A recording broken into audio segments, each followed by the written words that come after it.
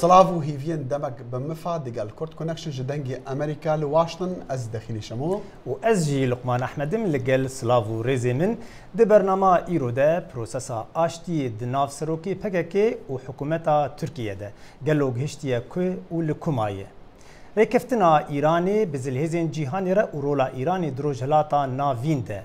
حتی وینک تایبت به هنرمند نافدار جوان حاجوره میوانی وی برنامه دلشاد عثمان شهرزار زانیارین کمپیوتر لی بریوانا امهر نوچین جیهانه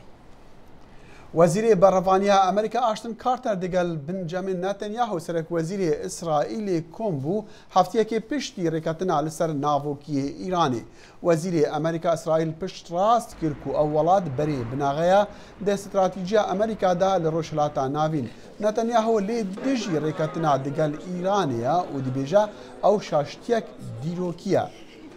جالي كيدن وجبات تناهيا نتوين ايغرتي بالتكرار دنگان او ريكاتن پسند كريا لي لواشنطن كونغرسا امريكي بيداچوني بسر ريكاتن ديكا بري بلاري بدا كا اوي وي پسند بكا يعني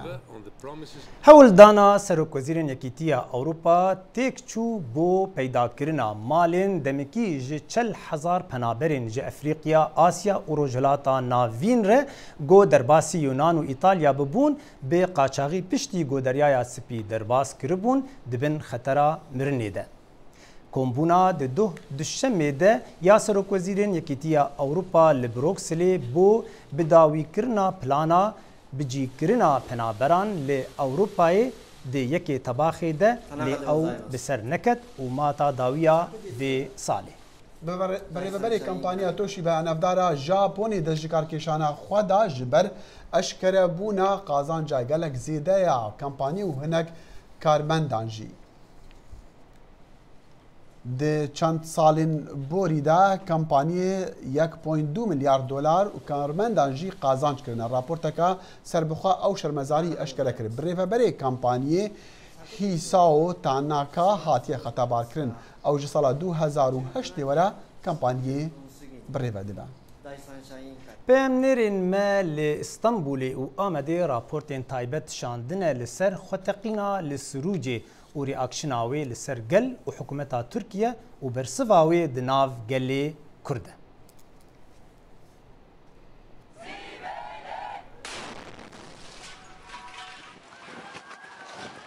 شن فدراسیونا خواندکارین سوشیالیست بون لناوان دا چان دا آمارا لباجاروانیا سروچی. بتر جسی خورتن ترک و کرد هاتنا کشتن و نزیکی صدان جی بریندار بونا. وزارت کاری هندره ترکیه او بکارک تروریستی دایناس کرنو داخواز جخلکی کریا لسرخوابن هاش خوابن لدمی او راستی کارن تروریستی دبن کولیدانا اکتیا ترکیه آرمانجا وانا. حکومتا ترکیه کمالا دولتا اسلامی تاوانبار دکا بوی کاری خواکوژی. پرانیا قربانین و تقینه خواندکارن خوابخش بون لبر بون بچنا کوبانی جبو گهاندنا آلیکارین جدا جدا. من وینا دگرتن کنفرانسا روزنامه‌وانی برای دو ماهیه و بو ام جبر گرمیه پچک پاج بچون جنشکه و گوکک آگری پقی مگهل چه دنگانما من ازانی چه قومی که باور دکر تشتک وسا چه بد از دکانه بون olay tam evde hatta takiniye got hem derket ne der ve gösteri ali guru patlama diye hem direkt men reviyana vedere amatın ser cenaze sakinin meneheri gişavuti bun ağır peketi bun hanagi ser girti bun hanagi girgune torba yani ambulans nif saatte kaşımda var kes evde nat تیمن ساغلمیه و کولین او اولهیه لجهه تقینه کاری خوا دکن و هنک جدر دبیجن ناسنامه خواکوژی یان خواکوژه هاتیه ناس کرن. مراد یورت گویل چالاگوان خوندکار زانکوی بهیوی بود دگل جماره که هوارن خوا بگهتا کوبانی. لی دایکاوی گوتا کرد کنکشن مراداوی بجه نبو. هردجی او پروفسور بون حواله خوابون و بچانا کوبانی و بچانا افغانش بو پسیکولوژیان بو چیکی و خودش وان رنهیله خودش اردوغان رنهیله دبستر سببی ما کرمان جا قیز خورته ما گش قله حندم خودی نهیله خودی نهیله ناولاوت چه اولا؟ مراد یورتگل يعني لإسطنبول دخان يا أري شن صالي بو 23 سالي إجا ندي نعم ندي هما تعلم جهل ناني ما ندي سروج یان جی کرد بجنه پرسوس باجاروک سنوری دگل کوبانیا کوبانی جی میدان شرن چند مهان بو جبو درخستنا ملیتان دولتا اسلامی داعش پشتی تقینا روژا اکشنبوی نراحتی لسروج پیدا بون و نرازی بون جهیزن اولهیا دولتی جی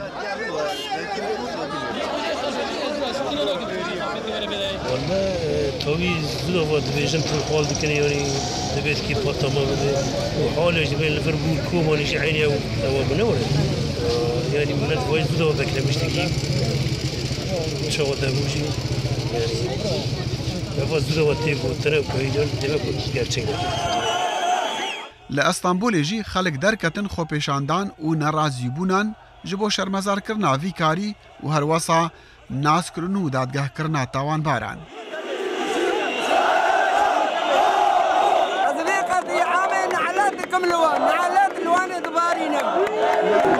وان خواست هرن کوبانی داکو باجار جلوبا آوا بکن و شورش هی ببیجینن پرتوخانه و نخوشخانه آوا بکن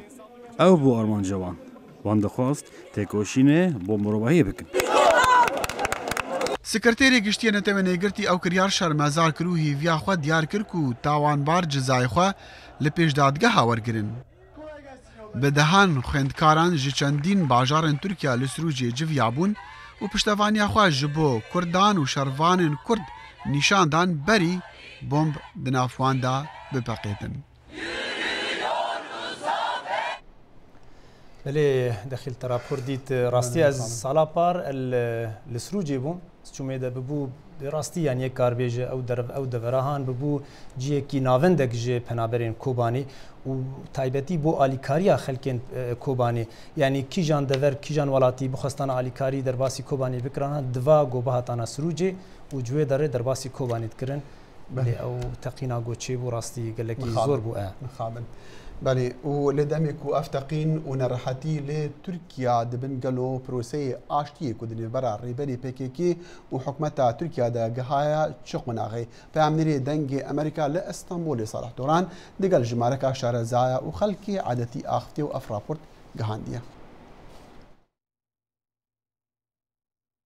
پشتی هلبجارتنین هفته حزیرانه عقوبتا پیواجوی اشتیه کو اف 4 سالن بردوام دکر نها ندیاره. لالیه کی هولدان و دانوستاندنین حکومت حوالبندی بردوام دکن. لالیه کی جی روش داوی یا پروسسا چارەسەریya پرسا کورد بویه مجارا نقاشان و جنو و دست بکرنا شر جی تی نقاش کرن.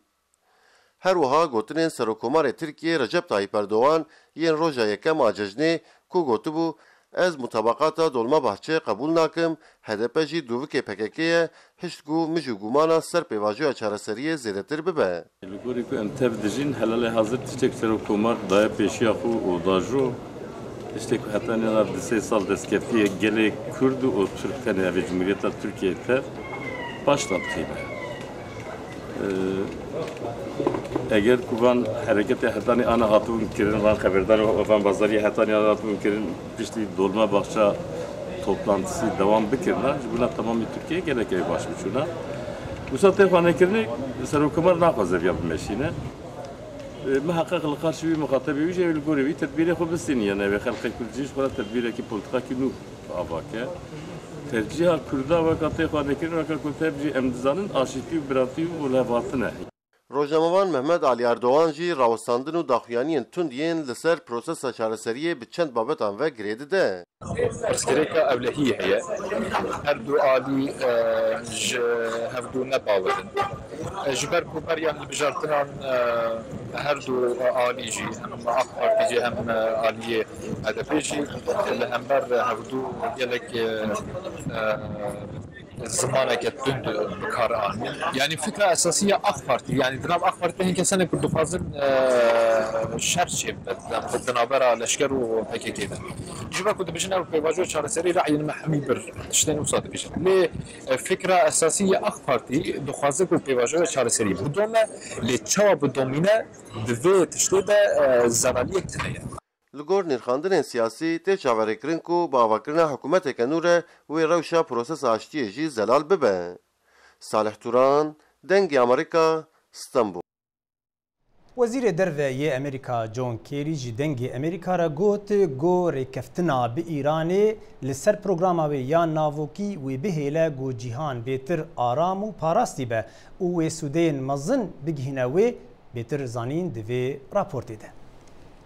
Mr. Secretary, thank you very much. لە چاوپێکەوتنێکیدا لەگەڵ بەشی فارسی دەنجی ئەمریکا جۆن کێری کوتی دڵنیایە لەوەی یاسادانەران دەگەنە ئەو بڕوایی کە شکستێنان لە پەسەندکردنی ئەم ڕێکەوتنەی ئێران و شەش هێزەکەی جیهان پێگەیشتون ڕەنگە ببێتە مایەی هەڵگیرساندنی شەڕ و ناکۆچی زیاتر لە ڕۆژهەڵاتی ناوەڕاستی پڕچێشەدا. چونکە ئەگەر بێت ئێمە ئەم ڕێکەوتنەمان نەبێت ئەوە من لەو بڕوایەدام ئایەتوڵڵا دەڵێت بۆچی لەگەڵ ئەمانە وتوێژ بکەم بە ئەنجامیان نەگەیاند هیچیان نەکرد بۆچی هاوکاران و دۆستانمان لە جیهان پشتیوانی لە سزاکان بکەن کە بۆ مەبەستی گەیشتن بە ڕێکەوتنێک دانراون ئەوە تا بە ڕێکەوتنێک گەیشتون و نایەنەوێت بۆیە بە تەواوەتی شیرازەی ڕەوشەکە تێک دەچێت و ناوچەکە بەرەو مەترسیەکی گەورە دەبات. کێری داکۆچی لە بەڕێبەراتی ئەمریکا کرد لە بەرامبەر ئەو ڕخنانەی لێ دەگیرن کە دەڵێن دەبوایە بە ئاراستەی کارنامەیەکی فراوان فشاریان بکردایە بە شێوەیەک مافەکانی مرۆڤ و داوای ئازادکردنی ئەو چەند ئەمریکایی لە ئێران دەستگیرکراون لە خۆ بگرتایە. لە ڕاستیدا ئەم ڕێکەوتنە وەکو پێشتر گوتمان ئەگەر بەهاتایە ئێمە چەند مەسلەیەکی نێوان ئێران و کۆمەڵگەی نێو دەوڵەتی یان نێوان ئەمریکا و ئێرانمان تێیدا بوروژاندایە ئەوە ڕەنگە بۆ 10 ساڵ دانوستانمان بکردایە و هیچمان بەدەست نەدەهێنا هەروەها کاتی ئەوەشمان نەبوو چونکە مەسەلە ناوچەکە بوو کە بەرەو پێشەوە دەڕۆیشت. کێری گوتی زۆر شتی باش بۆیان هەیە ببن ئەگەر بێت و ئێران ڕێکەوتنەکە بە تەواوەتی جێبەجێ بکات.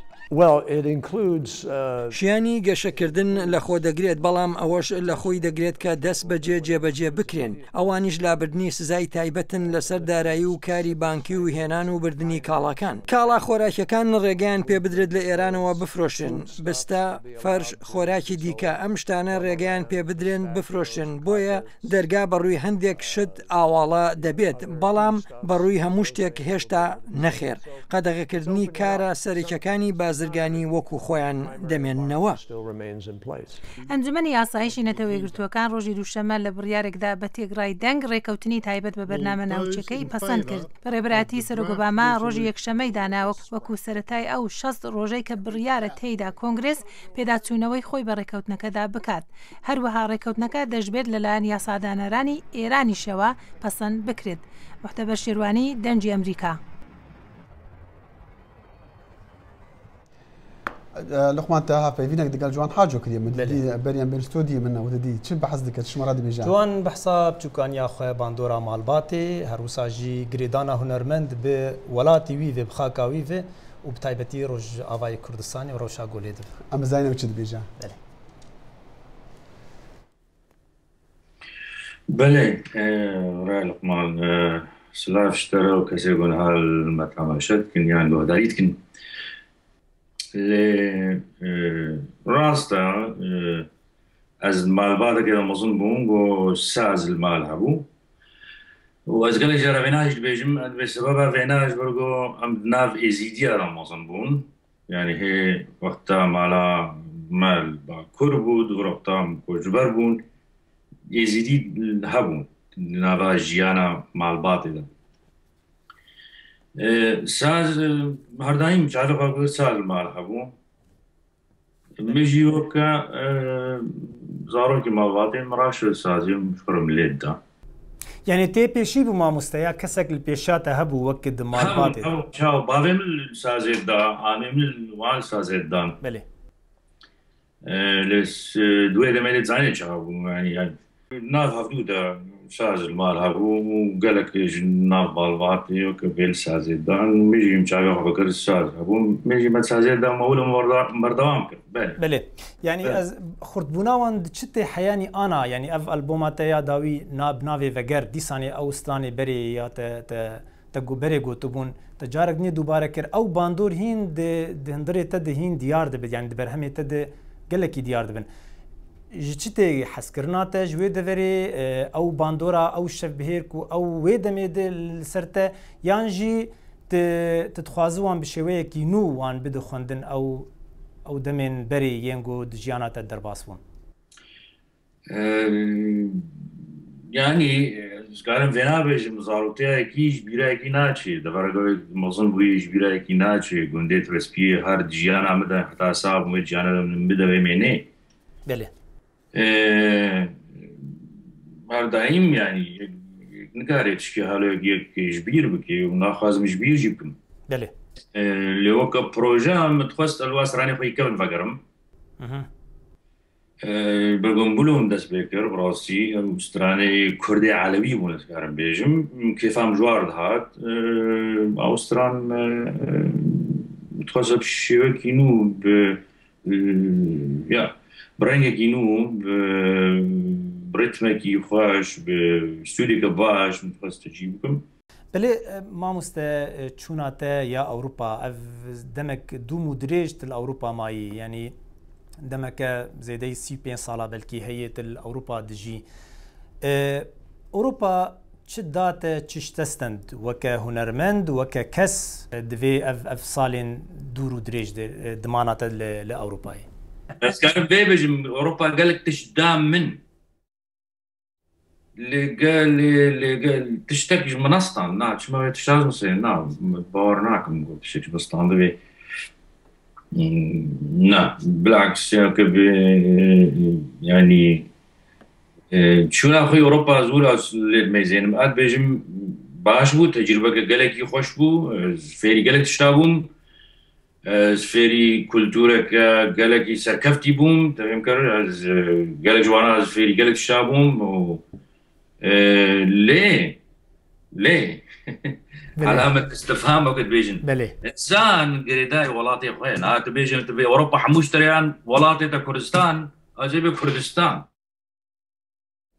إنسان بولاتي خوين إنسان بملاتي خوين فهمت؟ قالت شافي جوانا سفير بوم لين أزد بإيدي بسا يعني يقول هاج مع تبعنا بس فكر مولات وكردستان كي أفابكم هذه الصبح هذه فكر ليه بيجم إن شاء الله الشيخ وشوي شيبن أمجي وكهر ملاتكين متوازن حقي خوبستين أمجي وكهر ملاتكين متوازن دولتها ما بي أو حقي ميا أمجي في دارن أمروجا كي تببين القامشلو لحسكي لعفريني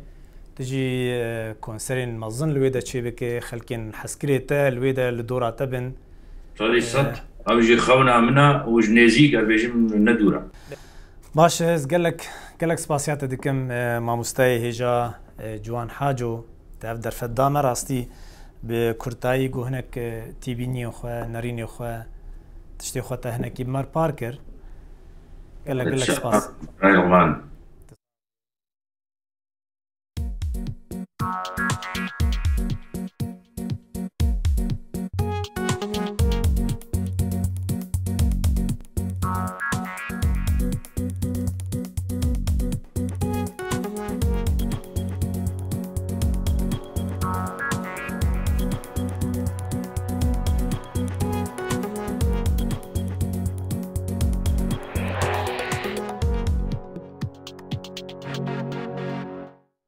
قالوا هتا چندی تکنولوژیا زانیاریان تی بکارینان دشر و نرحتین روشلاتا ناویندا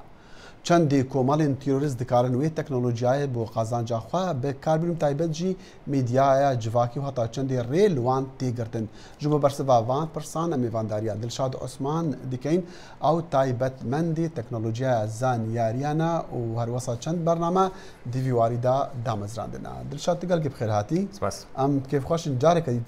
دنگی امریکا دی میوانی برنامه امی گلک بانی تبکن سرچاوا تکنولوژیا زانیاریان یانجی کۆمپیوتەران یانژی ئەف پێشکەتنا تەکنۆلۆژی بگشتی چاوا تێبکارینان دەوان شەڕاندا تێلێ بنەرێ وەک تەکنۆلۆژیا ئیرۆ گیانامەدا گیانامەدا ئەی هەر ڕۆژ بووە پارچەکی gelek gewre am nikan bhevre da akhvin dreya telefoni da am bhevre işe xwe dreya e-mail dikin am her çti dreya teknolojiya dikin so am warin veali am me bibinin go gelek informasyon gelek hena tiştin تشتند هندري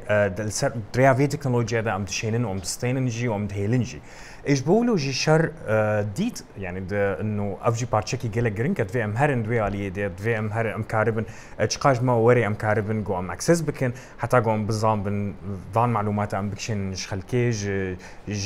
دجمنا يعني بو بارتشكي دراستي رئيسي شرطه لهم دمج دا كومان تيرورستيش دي كانوا تكنولوجيا بكاربين تراستيش انها بون مناغم بحثي داعش بكن ام دبينكو او مثلا بلاف كنا فان فيديو على سر يوتيوب لسر فيسبوك يعني كاريجريا خو غاندي او كاريا او سركتينا او هتا چند كارن في تكنولوجيا قازانجي جبل جبلي وين كما بحث كري دويم تشتكي بزان التكنولوجيا ارزانه التكنولوجيا نقل كي بهاي جبوصا جي جروبا كي تيرورست وكي داعش نقل كي زعمتها جبوانا جو كاربن تشتكي بكن وقت دولة مازنجي جو كاربن بكن ايرو عم تبينن تشتاقو داعش دكيل سر سوشيال نتورك يعني سر يوتيوب وكو فيديو وكو تكنولوجيا بكو كارت انا براستي قلكي بيشكتي او دميدجي قلكي ارزانا نتشتاق قلكي زحمتها جو كاربن كاربن بري اسبح سيندي بمكاش چند وی تکنولوژیا زیان سر خلکی هيا زرارش خلکی را هيا بدو خاص از بيجم چما ريلوان کومالن تيروستينا يگرتن وی تکنولوژیا بکاربن چکو تکنولوژیا تو زاني ولاتين پیشکتی تکرن ولاتين پیشکتی کنترل جدی کن راست براستي بري شش مها داعش يكمين جار فيروس كي تشكر او فيروس دهيليغو داعش هجومي دجمني خوبك وكاربه كنترول على سر كمبيوتر وان براستي في شيء كلكي خطران بحسيتكن جو جروبك وقت داعش انا افتشتي ولودكن افزر السر هركسي هي السر هركسي جو اخفتنا كي دجي داعش دكي يعني سر هركسي جو ند علي داعش دبي كاري ببي وقوتي ضحيش بو داعش افتشتكا تشما كمباني مزن يعني دولتي مزن كنترول ناكن براستي بري صالك يتأفرسج مكر مشترقو از دبينم انه دولة مازن ناخوازن كنترول قالكي بكنشكو داعش قالك انفورماسيون دشيني دريا انترنت دا وافيا تشتكي قالكي باشا جبو تشتي انتليجنس ناس كرناوانا لي ايرو از دبينم نو تشنت الي غوش كاندنا دال سر انترنت هنا از دبينم تويتر فيسبوك يوتيوب وان تنن خوي و اكونتي وانا تسكنن او دميدجي از دبينم قالك كومباني مازن انا ايش دكن سر داعش سر داعش بالذات كان حتى بشي درجه داعش جهاتي ندفي وارده يعني بدي كان فينا بيجن او جبو زيانه سر خلكيجي زراراوي سر خلكيجي افا يعني زرار قديها سر خلكي كو خلكي دي قشتي وتكنولوجيا بكاردينا براستي زرارك وينا يعني زرارك وينا سياسيه زرارك وينا عسكريجي هي ايرو ام بحثا عن الشرا سوريا بنرن هر کسی موبایل بکارتنی شروان یا نه شروانجی وقتی داعش کاری وان معلومات ناس بکل سروانا افضل کی گل کی مزنال سر خلکی زر لك گلک مثلا جی سر خلکی شروان ولی نه شروانجی يعني تشكا تكنولوجيا تشكا وكومبانيان مزن هنجي اف تشك شيدكن ودفروشن وقلكي بهاجي دفروشن بري دمها كومبانياكي الماني هاكر جروبس ايطالي سوري هناكي كاريبو هاكي وابكي وفان معلوماتي وانا قدر خستن دركات دولة وك السودان دولة افي ديكتاتوري قالك هافون كلاينتي وانا بون سوفت وير جوان دكرين وشري خلكي خود كرن چا خلي ديكارا خو بباريز في شري براستي تشتك هي قلكي جرنكت في ناس بكن سكيورتي يام بارستن او بهتر رياغو تكنولوجيا بكارتيني دوی بزام به انه پاسورد دوی خورد بید دوی بزام به انه موبایل خود دوی کد لسر هبه دوی تنهی به کد دوی بزام به انه کامپیوترات دوی شifre کری به نتنی وتولو بهیله دوی گلک تشتا ام تخوده بگهرن براستی بریا گم باخذن سر پاریس افن نافروکی پانیل کی ولی چند روزان لحفتیا بوری بو یعنی مزبارت واشنطن تدا آماده بود تو آخفتی بله او پرل براستی سر مثلا شifre کردن ضد شوای کی جنرال بو عام بو انه تشاو امكارن شifre خودتر بکن ایرو ام دنرن حکومات نه ديمقراطي كارن اذا فان شifre بکشن ویجا تشاو ام شوای کی و گوتی ماثماتیک از ماثماتيشنز ام چاوە بشتغلن انه کامی چاوە بخورتر بکەن شیفرەکردن دەشات توی کاری بە لەسەر فەیسبووکی خۆیان بتوێتەری بەش خەڵکی ڕەبێژی کا ئەو چ بکەن ئەوێ بکارن وێ شفریش خۆڕەداینن کاری ئەوان بکی ئەرێ سەر وبسایتێمە وبسایتێمە گەلێک شتە دڵشاد.net کارن دەرباز بن وێ گەلێک شتنا باش ببینن ئەسیڤیدارم کو بینەرین مەژی بکارە بن سەردانە وبسایتی تە بکەن ji بۆ بکارە بن یان بزانە بن چاوە چ کۆمپیوتەرێن خوا چ بەلکی تەلەفۆن خۆی دەستی شفرە بکەن ji بۆ ئەو زانیاری بێن پاراستن یانژی پاراستی ببینن ji vî şerê çekdarî de rewşa Sûriye niha rewşa Rojava piştî teqînên Sûriyê gelek nexweşe û tu jî xelkî wedirî çi yanî te çi heye bêjî yanî ew teqîn çi bûn û ew taybet jî ew xortê hatin kuştin qurbanî jî giş jî ew xelek nebûn ku xwebex bûn û çûn alîkariyê bikin alîkariyên wan jî diyar bû gelek bi şêweyekî pêşketî bû ڕاستی مخابن تەقینە گەلکی مە بەئێش بێحسان خۆرتن دامرێمە دەبوون چۆن ئاریکاریت کردن کۆبانی و ئەو تەقینە لە ناووا چێ بوو بڕاستی مەسەلە لە ڕۆژاوا ئیرۆ گەلکی ئەس دبینم گەلک بترسا یعنی ئیرۆ حتا ترکیژی نەما ینی ترکیژی نەما پارستن لێ نەما ترکیژی ئەو ینی مەسەلا داعش هین ڤەدگەرێ دەچێت ئالیە ترکی دەژی ئیرۆ بڕاستی ئەس دبینم ئیرۆ وەختە گۆ ملەتێن ڕۆژهەڵاتە ناوین گشتک وەرم پەفرە و دوێت ئەف مەسەلا بێ کنترۆلکردن ینی دوێ وەرە کنترۆلکردن و بسەکنێ ئەف نەخۆشەکە خراپە داعش نەخۆشکی دەخراپە دڵشاد گەلک سپاس ئەمیا سەرکەتنیش تەڕات دەکەن و بیراتە ببینە تو هەر جارتی ببی میوانی سەرچاوە سپاس دڵشاد عوسمان تایبەتمەندێ تەکنۆلۆژیا زانیاریان میوانی کورد کۆنەکشن بوو و کەس و کارین شاعری نافداری کورد شێرکۆ بێکەس بیرەوەریە 2 ساڵیا وەغەرکردناوی لە ڤەرجینیا کرد ئەف بیرەوەری دەلیڤە بوو ji بۆ خوێندنا ژمارەکە هەلبەستین شێرکۆ بێکەس و هەروەسا هەلبەستان ji بۆ ڕێزگرتنی لوی و هەروەسا کورتە ڤەکۆلین لەسەر هەلبەستی نوێژی هاتنکردن هێرو زەنگەنا لێ وێ دەرئامادە بوو ئەف راپۆرت گەهاندیە بنەماڵەی بێکەس بە ئەرکەکانی بەڕێوەبردننی ئەم ساڵیادا هەستان نیشاندانی فیلمێکی دۆکمنتاری لەسەر ژیان و شعری شێرکۆ بێکەس دەستپێکی ساڵیادەکە بوو لەم ساڵیادەدا سۆزی خوشکێک بیسترا بۆ براکەی بیر دەکەم بەقەت ئازاری بێکۆتایی و زامی قوڕی جەستەی لە چوارلاوەی کوردستانەکەم بیر دەکەم ئەی براکەم بیر دەکەم لەم بۆنەیەدا خوێندنەوە و لێکدانەوە بۆ شعرەکانی شێرکۆ بێکەس کرا قەسیدەی داستانامێز کە زۆربەی قەسیدەکانی شێرکۆ بێکەس بە حەقەت قەسیدەی داستانامێزن گزارشدا لە هەڵبژاردەیەکی ئەخلاقی جێگیر ئەمە زۆر گرنگە ینی شعرەکانی بێکەس جگە لە کورد لەناو گەلانی جیهانیشدا جێی خۆی کردوتەوە بە قسەی شاعیری گەورەی فارس سید عەلی ساڵحی شێرکۆ ئیمپراتۆری شێعر لە میانی مەراسیمەکەدا هەڵۆ شێرکۆ بە شعرەکانی بەشێکی ئامادەبووانی کردەگریان ئەوە بۆ 2 ساڵە چێ من باوکم نییە و ئێستاکە شاخی گۆژە لە جێی باوکمە شاخێ پێم ئەڵێ دامەکە و پێم ئەڵێ خۆزگە شێرکۆی هەمووان لە بازاڕی مەرگا نەبوایە و لێرە بوایە و شاری ڤرجینیا سەرساڵی شاعری نەمر شێرکۆ بێکەسمان کرد کاکەڵۆی کوڕی کە هاتە سەر شانۆ شعری کاک شێرکۆی خوێن بە دەنگێکی زۆر زۆر حەنینەوە من وامزانی کە کاک شێرکۆیە لە پێشمان